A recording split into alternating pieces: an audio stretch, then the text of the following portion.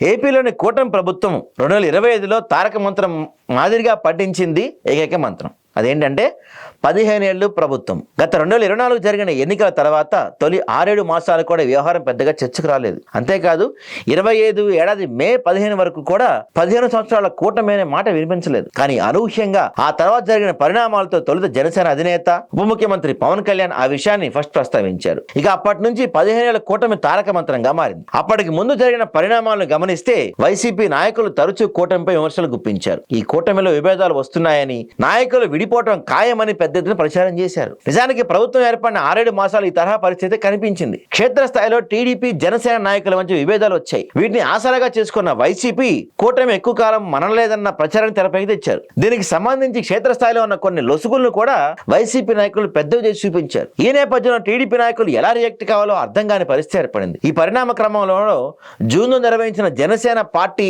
ఆవిర్భావ సదస్సులో తొలిసారి పవన్ కళ్యాణ్ కూటమి భవిష్యత్తుపై కీలక ప్రకటన చేశారు. ఎవరు ఉన్నా ఎవరు లేకున్నా కూటమి మాత్రం 15 సంవత్సరాలు ఇలాగే బలంగా ఉంటుంది. ఇక ఆ తర్వాత ఎక్కడ అవకాశం వస్తే అక్కడ కూటమి భవితవ్యంపై పవన్ కళ్యాణ్ స్పందిస్తూ వచ్చారు. ఇక కొన్నాళ్ళకి ఇదే మాటను టీడీపీ కూడా అందిపుచ్చుకుంది. సీఎం చంద్రబాబు నుంచి మంత్రి నారా లోకేష్ వరకు 15 ఏళ్ల తారక మంత్రాన్ని పఠించడం ప్రారంభించారు. అంతేకాకుండా క్షేత్రస్థాయిలో కీచులాడుకునే నాయకుల విషయంలోనూ స్పష్టత ఇచ్చారు. ఇటు జనసేన అయినా అటు టీడీపీ అయినా నాయకులు కలివిడిగా లేకపోతే వారికే రెస్పాన్స్ స్పష్టం చేశారు. తద్వారా 15 ఏళ్ల కూటమిపై ఇరు పార్టీల కట్టుబాటును ప్రదర్శించడం ఎడది హైలైట్గా చెప్పాలి. ఇక ఈ విషయంలో బీజేపీ పైకి చెప్పకపోయినా దక్షిణాదిలో విస్తరించాలన్న ప్రయత్నం ఉన్న నేపథ్యంలో బీజేపీ కూడా ఇదే పందాలో ముందుకు సాగే అవకాశం అయితే స్పష్టంగా కనిపిస్తుంది.